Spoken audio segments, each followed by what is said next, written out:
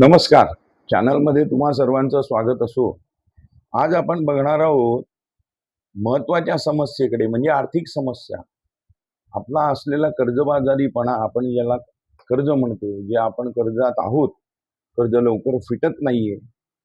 एक कर्ज फेडायला दुसरं कर्ज काढावं लागतं. पण दिलेले पैसे परत येत नाहीये. महिने झाले, वर्ष झाले, नुसती समोरची कारणं सांगतात, पण आपल्याला त्रास होतो.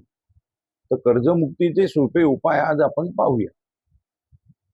तुम्ही जर का अशा समस्येमधून आता जात असाल, तर तुमच्यासाठीच नक्की हा व्हिडिओ आहे. तो ऐका, बघा आणि माझा हा व्हिडिओ हा शेवटपर्यंत बघा. कारण शेवट मी काही स्तोत्र सांगणार आहे. एक स्तोत्र, ऋणमोचन मंगल स्तोत्र. त्याचे पाठ किती, कसे, कधी करायचे आणि मंगळ ग्रहाचा जप.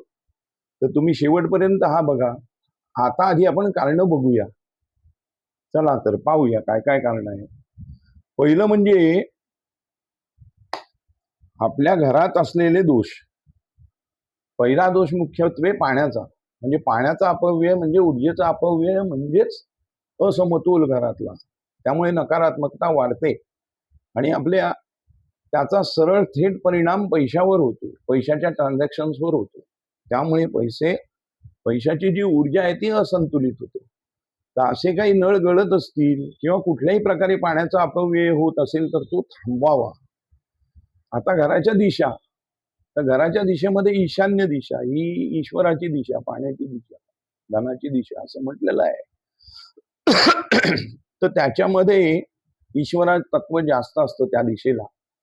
तर तो कोपरा स्वच्छ असणं आणि सुगंधी असणं हे गरजेचं आहे. त्यानंतर महत्वाचं म्हणजे बंद पडलेल्या इलेक्ट्रॉनिक्स वस्तू या तिथे जर काही असतील किंवा अडगळ असेल तर ती ताबडतोब काढून टाका. तिथे ती ठेवू नका. कारण त्याने ऊर्जेचा अपव्यय होईल आणि आपल्याला त्याच्या त्रासासाठी समोर जावं लागेल. तर हे त्रास टाळण्यासाठी ते काढून टाका. दुसरी दिशा आहे ते उत्तर. उत्तरेषु धनागमा असं म्हटलेलं आहे. उत्तर दिशेकडून आपल्याला धन प्राप्त होईल. तर उत्तर दिशा ही स्वच्छ असावी, नीटनेटकी असावी. उत्तर दिशेला जास्ती अडगळ असू नये. उत्तर दिशेला उपाय असा करता येतो की एक बाऊल, पाण्याचा बाऊल किंवा पाण्याचं भरलेलं भांड तुम्ही तिथे ठेवू शकता. त्याच्यामध्ये एखादं कमळाचं फूल किंवा चांदीचं एखादं कॉईन किंवा चांदीचा तुकडा एखादा छोटासा किंवा घरातली चांदीची वस्तू ही तुम्ही तिथे ठेवू शकता. त्यामुळे धनवृद्धी होते. उत्तर ही धनाची दिशा आहे.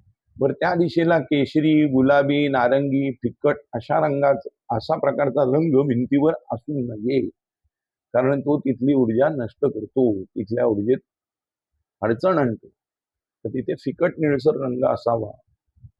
समजा जर का तुमची दिशा तशी असेल तर पाण्याचं वाहणारं पोस्टर निळ्या रंगामधलं ते तुम्ही तिथे लावू शकता. त्यामुळे धनवृद्धी नक्कीच होते. दुसरी दिशा आहे आग्नेय. आग्नेय हे ट्रान्झॅक्शनचं दिशा मानली गेलेली आहे. बरोबर आहे.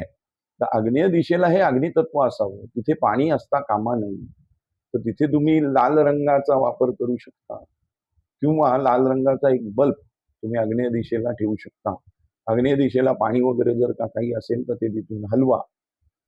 तसंच महत्वाची दिशा म्हणजे नैऋत्य दिशा. आता नैऋत्य दिशेला आपण जर बघितलं तर ही स्थैर्याची दिशा आहे. घराची सगळी ऊर्जा स्थिर करायचं काम नैऋत्य दिशा करते.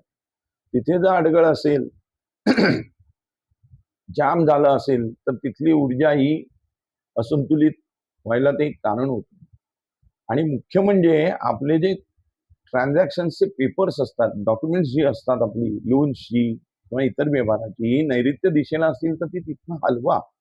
कारण नैऋत्य दिशेला जर का तुमचे पैसे असतील, म्हणजे पैसे ठेवत असाल तर त्या पैसे ठेवायचा जो बॉक्स आहे तुमचा, त्याची दिशा ही उत्तरेला असायला हवी. म्हणजे त्याचं ओपनिंग किंवा उघडताना त्याचं तोंड हे उत्तर दिशेला जायला हवं.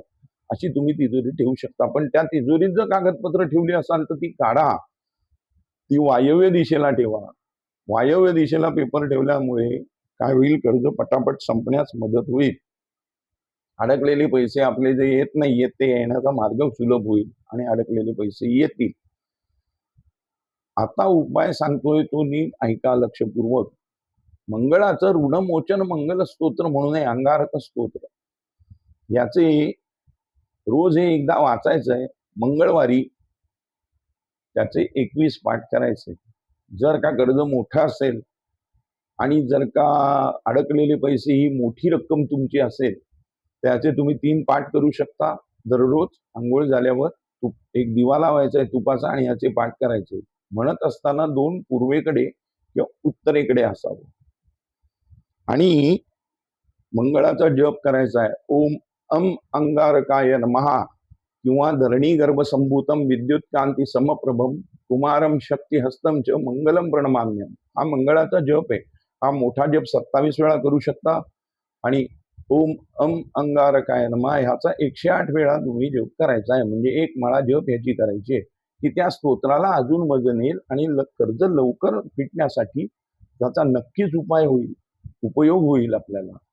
दुसरी गोष्ट अशी, तुम्ही कर्ज फेडत असताना हे मंगळवारी फेडायचं. काही कारणास्तव तुम्हाला कर्ज घ्यायला लागत असेल तर मंगळवारी चुकूनही कर्ज घेऊ नका. त्याच्याऐवजी ते शुक्रवारी घ्या. बँक डिस्बर्समेंट करत असेल लोनची तर ती शुक्रवारी करून घ्या. त्यामुळे कर्ज लवकर फिटतं. हे झाले उपाय. यातला तुम्ही कुठला उपाय केला, तुम्हाला काय फायदा झाला, तो पुढच्या येणाऱ्या व्हिडिओच्या कमेंट बॉक्समध्ये नक्की सांगा मला. तुमच्या अजून काही समस्या असतील तर त्याही सांगा. त्याच्यानंतर कर्ज द्यायचा दिवस हा मंगळवारचा आहे हे लक्षात ठेवा. मंगळ हा कर्ज लवकर नाहीसं करतो. तर कोणाला पैसे देत असताना, शक्यतो कर्ज फेडायचे असताना, EMI भरायचे असताना, पोस्ट डेटेड भरत असाल तर ते मंगळवारी भरा. आणि ते भरत असताना किंवा फोन करत असताना तुमचं तोंड हे उत्तरेला किंवा आग्नेय दिशेला असणं गरजेचं आहे. तसं करा आणि लवकर कर्जमुक्त व्हा आणि तुमची आर्थिक प्रगती आणि तुम्हाला आर्थिक स्थैर्य लाभू दे. मंगलाच्या चरणी प्रार्थना. आता आपण भेटूया पुढच्या व्हिडिओ. धन्यवाद.